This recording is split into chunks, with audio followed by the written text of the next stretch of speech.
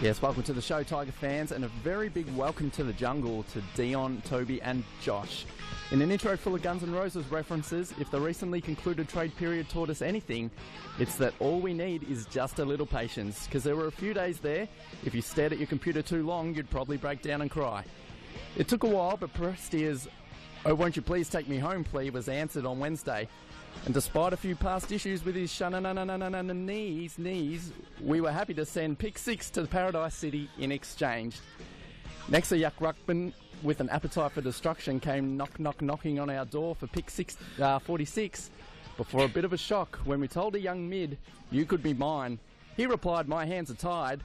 But in this ever-changing world in which we're living, Caddy chose the right club and landed on the green of Punt Road Oval. On the flip side, nothing lasts forever, however, as club champ Brett Deledio and tall forward Ty Vickery will now just be faded pages in our book of memories. But Tiger fans, don't you cry tonight, as I welcome Tony Greenberg to the mic.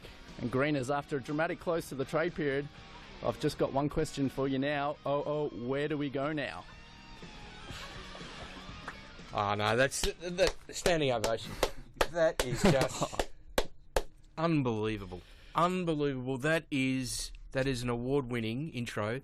In 150 odd shows that we've had, there's never ever been an intro like that, and I would suggest that there never ever will be another intro like that. Probably not, and thankfully so. Outstanding. Oh, I didn't understand one word you said. Correct. Because I'm not familiar with Guns N' Roses because it's post 1982, yep. And as you know, I know nothing about music post 82.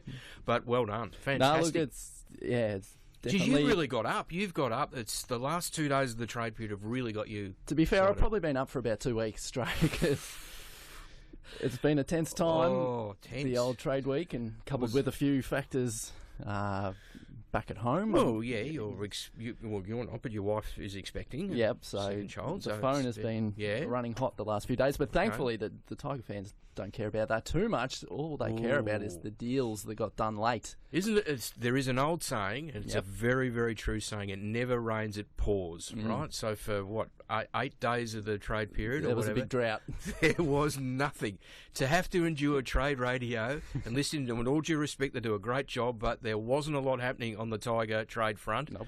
But come Wednesday, wow. Yep, didn't it hit? It hit massively. And of course, we speak of, the first deal that got done was Dion Prestia, who we acquired from the Gold Coast and pick 24 as well. Now, that was always going to happen, really, wasn't it? Because he had obviously nominated us as his preferred destination. He was always very confident, but I guess the longer it goes on, you get another Gold Coast player had nominated his destination and took a while to get 10 minutes, didn't it? Yep, so I mean, we paid a fair price to get, a big price to get Dion. We gave up our pick 6 in this year's draft and second round selection in next year's draft, but we did get the pick 24 back, as well as a good young player who... Well, you get a proven performer, don't you? He worked his way up to be the vice captain of the Gold Coast Suns. Yep. Career high 42 disposals in a game. Yep. Average of 23.5 disposals per match across 95 games. So, well, again, as we say, he's got form on the board. You know what you're getting with him, and I think he's just going to slot in extremely well. Obviously, we'll get to Josh Caddy in a minute, but I think the two of them together will be real big acquisition. Absolutely right. So he spoke to the media on Wednesday, pretty much as it was done. So came across pretty cool and calm and happy to be here, so it was great to have Dion on board. Then later that afternoon, first of all, Reece Conker signed a 2-year contract extension at the club, so we might go into that a bit later, but we got Toby Nankervis, ruckman from the Sydney Swans, and gave up pick 46. Yep, you mentioned on the show last week, a bit about Toby, having obviously worked at Sydney previously. Yeah, so, for the couple of listeners who were listening last time. No, there was good numbers, very good numbers. I did some research. I was in the last year that I was there, he came on board as a young ruckman, so I didn't play senior footy in that time. Made his debut in 2015, I think, against Port Adelaide, but... Definitely played a lot of NEAFL football when I was there in the forward line.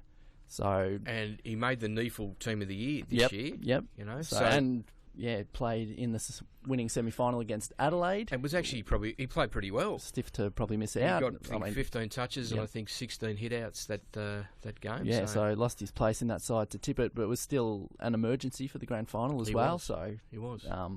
That's probably a need that we needed to address in the ruck stocks, and a young 22-year-old who competes got a higher average tackle this year count than pretty much our whole list. He prides himself on his competitive spirit, extremely competitive, can take a good mark, and he's a very good kick. He's actually a thumping left foot kick, and he's a pretty accurate kick too. So he can actually go forward and kick goals. He has kicked goals at NEFL level. So the other interesting thing, he was a very good junior cricketer. He was actually in the Tasmanian Cricket Academy. He's from Georgetown, and it's a shame Richo's not here because Richo knows all about Georgetown. He'll tell you how good it is inland there, even though it's on the Tamar River. It's certainly not inland. But he was, as an under-17 cricketer, a very good, very aggressive left-arm quick. Once took the wicket of Ashton Agar. Of course, we know Ashton Agar made, 98, I think, on the debut for Australia against England. Yeah, so there you go. Yeah, so I think he's overseas at the moment, Toby, so we'll chat to him when he gets to the club. But he's, I think some people have compared him to Ivan at the moment. He's pretty quietly spoken, like a gentle giant. Pretty laconic sort of guy. But they put him on the field and he's very competitive. Yeah, which is what I guess with Ty going as well, and Ivan signing on again next year, it would probably need that young ruckman to come through, and absolutely, I think what he's shown so far, it's going to be a great acquisition. Well, I think the ruck stocks look okay now. Obviously, Sean Hampson had his best season in league football, another big pre-season. He didn't have a pre-season last year, so if he has a good pre-season, he sets himself up as well. But then you've got Toby there as sort of that younger one coming through. Yep. And Ivan, is good, really good mentor, backup, and everything. So, and plus you've got Soldo as well. So the ruck stocks, and of course Griff can go in there too. Mm-hmm. And Marbil Chol could go through there too. So I think the ruck stocks aren't looking too bad now. Yep. And then Friday morning, we went into the day hoping to get Josh Caddy across the line, and it happened pretty quickly. Well, that started again Thursday. It started there was whispers around that was still on, because that started with the Brett Delidio thing initially, when it looked like Brett was keen to get to Geelong. Mm-hmm.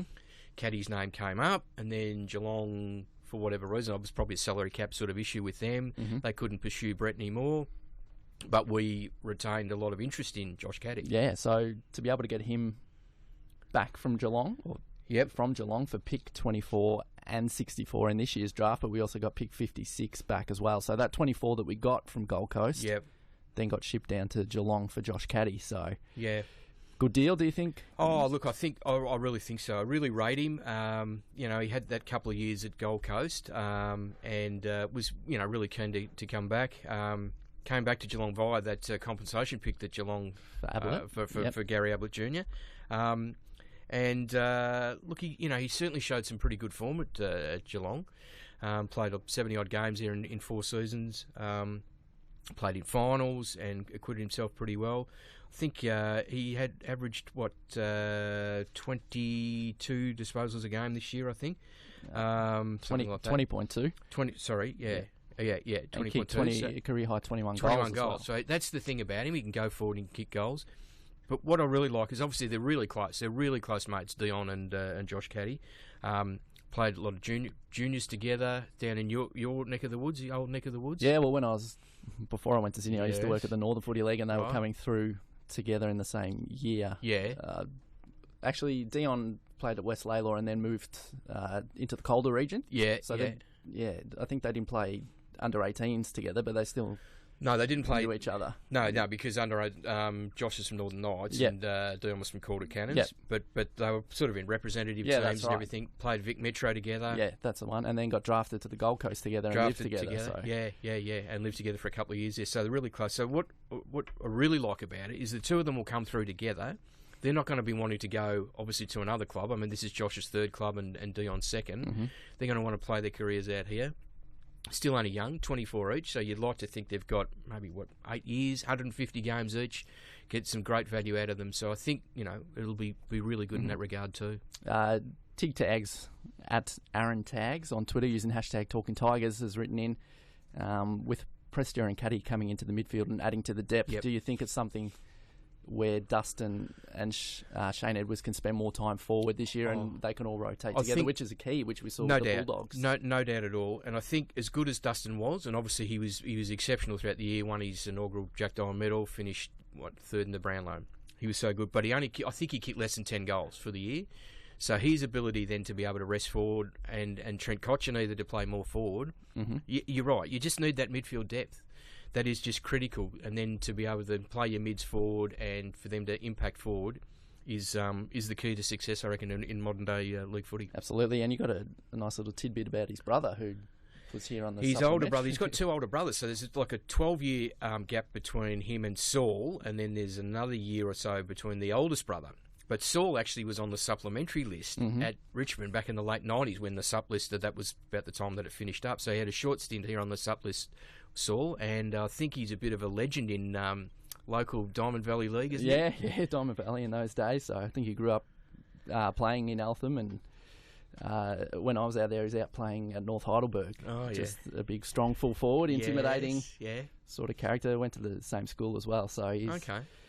Yeah. But Well, I think his bloodlines are really good. that's right, and if Josh can bring that sort of ferocity and Absolutely. courage as well, which we've seen him do so far in his career, Yeah. I think it's really going to Oh, add. that's But yeah, right. he does have Well, the other football. bloodlines, because he's the grandson of former North Melbourne player John Reeves. John Reeves was a ruckman for North and then went to St Kilda, played in North's 1950 grand final side, their first grand final, and the nephew of former North Melbourne Fitzroy player Michael Reeves. Michael Reeves probably well known for getting ironed out by Dipper in a final at Waverley. So he's certainly got some strong footy bloodlines there, no doubt about that. Yeah, right. So the overall sentimentality coming through on Twitter is that most people, well, they're all pretty happy with the ins that we've had. Yeah. Of course, getting people into the club is great. Yeah. But we have to give up Yeah, something, and TT's own. TT's own. TT's own. Is he still TT's own? I haven't worked this out yet. Is he still able to come in and do, or does he do it from up in Western Sydney? TT, I'm not sure. Brett Delidio, of course. Well, it's a question that Todd Harper has raised here on Twitter, whether Richo, who's not here, I think he's overseas, sunning himself, has Lids been traded from Talking Tigers? Yeah, well, we have to. I'm not sure what we get. We haven't been told what we're receiving in return from it in the studio. GWS what we're podcasting fraternity. Yeah, we need to check this out, actually. Yeah. We do definitely. But in all seriousness, I mean, Brett has been a star player for his whole career here at Richmond. 243 games, 182 goals, dual Jack Dyer medalist, club captain, rising star winner. I mean, you can list off all the accolades. That's right. I mean, you were here for his whole time. I was there the day obviously that we drafted him and everything.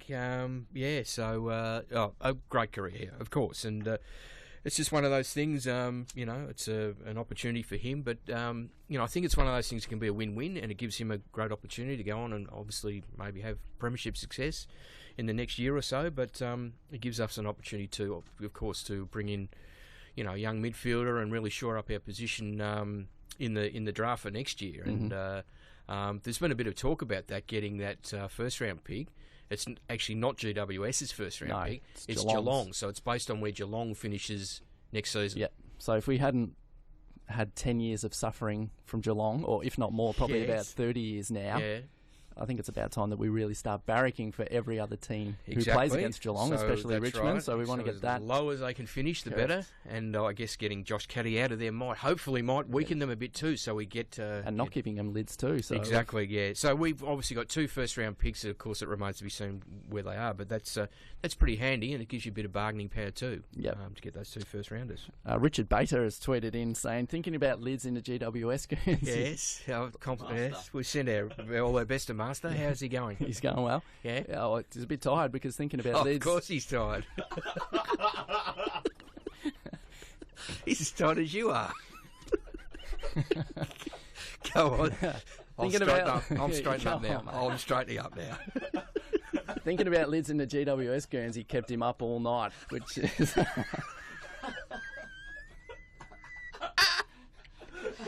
Righto.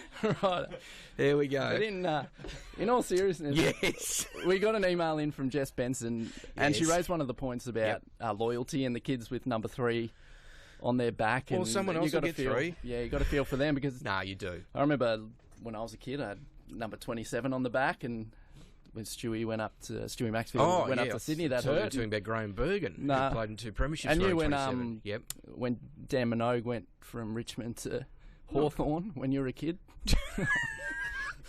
Oh, Kylie went there. I didn't know Danny went there as well, did she? Yeah, after he played at very Richmond, good. yeah. So no, I like that. That's very clever, very clever. No, well, but that's the face of footy these Yeah, well, days, that's isn't right. it? Imagine how those Hawthorn supporters feel with number 5 Sam Mitchell's number and whatever number Jordan Lewis has had there. 3, of course, yeah. And of course, they had 23 there, and so, I mean, no, that's right. It's a just model the way landscape, which is disappointing. Because that's the next big thing. That's my next big role as chairman of the numbers subcommittee here. I'm the only person on it. I've got to allocate. It's a huge responsibility. Well, there are 2 very big famous Richmond 3 and numbers. 29, Yep. of course. So anyway, we'll wait and see. Watch this space. Speaking of That's all I'll Hawthorn say. and 29, we haven't really spoken since No, Ty Vickery Ty. made it official. So Yeah.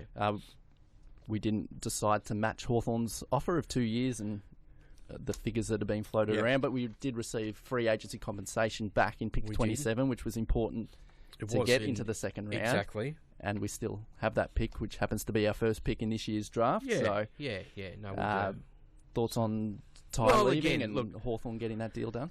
Hopefully that's one of those, again, that win-win. They've targeted him. They want him to play that similar role to what David Hale played there. So it'll be a different role probably to the one that he had here. So, obviously we wish him all the very best. But as you say, it's pretty important for us then to get back that pick into the second round too. So again, I would say that's probably a win-win situation. Mm-hmm. And just quickly, some of the other machinations, I guess, out of the trade period was that last time we were on air, I think we spent about 80% of the time saying Reece Conker was going to be playing for Sydney because he barracked for Sydney. And yes. That concurrently at the time, Barmy was saying that he was going to stay, and then Dan Richo. So he got a 2-year contract extension at the club. He did. Was pick 6 originally, and of course been hampered by the injuries he and has. whatnot, and hasn't got a great run at it at the last couple of years. No. It's a big opportunity now for Reece to really crack in. I think it is, and I suppose the faith that Barmy's shown in him and others have shown in him now gives him an opportunity if he can get his body right, have a full pre-season, and be right. There's no reason why he can't be a very, very good player here. And of course, we know that AC would have had a massive day. AC, who used to be in that chair there where you are now, Josh. Yep. AC would have probably the greatest day other than when his kids were born, right?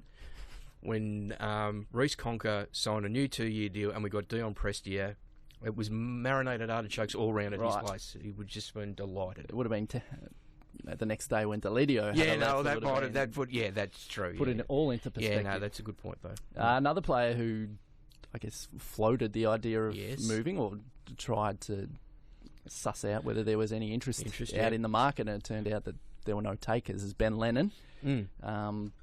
Sort of similar to Caddy and Prestia coming through the junior setup there at Northern Knights at the same time, and highly rated. This year pretty much a write-off again due to injuries, so many and injuries. glandular and concussion and the like. No takers, but still contracted at Richmond for next year. Yeah. And with lids going, it's a big opportunity now. There's opportunity, and what I did like when I read that he was had organised his own sprint coaching, sprint work in the off season. So that's good. And if you can get himself really fit, there's again no reason why. It's almost like a fresh start. There's pretty much a new coaching group has come into. And they'll look at him, and just assess, what he has to offer. And I still think he has a fair bit to offer. So, he gets that opportunity now. Absolutely. And, regardless of what happens, whether it's Richmond or elsewhere, next year he will be looking for his playing future, basically. So it's a big opportunity for Ben to show what he's all about. And with lids going, there is that role there. Yeah, that he'll be competing with Lloydie and Daniel Rioli and the others to show what he can do. No, that's right. And look, as we said, obviously now in terms of the draft coming up, we've got first pick is until the second round, 27, and next pick is in the 50s, I think. 56, 82, then 100 of the current Yeah, so top whether four I mean, picks that you 82 have. might come down a bit, so you might still go, might come down with, Passes. all that sort of stuff. So you might get 3 picks anyway. But I think what it does, though, it does set us up for next year, as we've discussed with the 2 first rounders and a third rounder. You package that up, you might be able to get 2 third rounders. 2 third rounders. You might be able to package it up and get into the second round as well. So well, that was next on my list, talking about the draft. And also the period in between now and the draft is delisted free agency period. Yeah. Do you think with the picks that we do have, with the couple that are pretty late, whether we do look at someone or without going anything official, is there anyone that you think could fit? Look, I'm not sure. Obviously, the Xavier Richards, leaving Sydney, wanting to come back to Melbourne. I'm not sure, that we're interested in him. Yep. If there's another one that fits a need, like Michael Barlow, do we think we've got enough midfield depth, or would you look at a Michael Barlow at 28 to come in and further add to the midfield depth? So, I'm not sure. Obviously, that will be evaluated, and but it's really hard to know at this stage. Mm-hmm. And then, talking about the 2017 draft with the 2 first rounders, we've got no second rounder at this stage. And 2 third rounders. Well, I think you could, again, package that up and maybe get into the second round. And it's obviously a long way off, but I think we're pretty well placed. We've got one or two father sons coming through too next year, which to keep an eye on. And it does definitely help if you do have those third rounders to build the points and does. Manoeuvre around the order. And the other thing is, it's not like we haven't brought in, some kids in the last couple of years. We've brought a fair few in the last couple of years. So, there's a few there on the list that, we'll obviously look to develop, strongly. In the one more one based off your knowledge. The Tail has tweeted in, using hashtag Talking Tigers, about any idea when their numbers will be announced. Well, so it's probably not. I've just got to get through auctioning my house tomorrow, and then I can devote all my attention to it in the next week or so. No, I would imagine over the next few days. Post-draft? Well, no, a week before then. Okay. No, before then, because these new players coming in need to get their numbers. So I would imagine over the next week that we could sort that out, hopefully. Get busy. Which will be interesting. Excellent. Anything else for us, Screeners? Good to see you. Oh, great to see you too. No, look, I just need to mention, and I've mentioned them before, but Sue and Michelle in the social club, right? Because my oldest daughter Emily, we had her 21st up in the social club a couple of weeks ago. Yep. And it was awesome. It's a great venue. So if you're looking to have a function or whatever, get in touch with Sue and Michelle. It's the perfect venue for a Tiger function. Yeah, it sounds like you might have got some sort of discount rate for on-air promotion, John Moore style. But anyway, thanks for tuning. When are we back? We might be have another show soon, depending on your. Well, you might have a one-on-one with Barney potentially. We'll just see what happens. So we'll see what happens. Hopefully. But thanks for tuning in, Tigers fans, and getting involved with us. And I hope you were happy with the trade period. And we'll chat soon. Good work on that intro. Brilliant.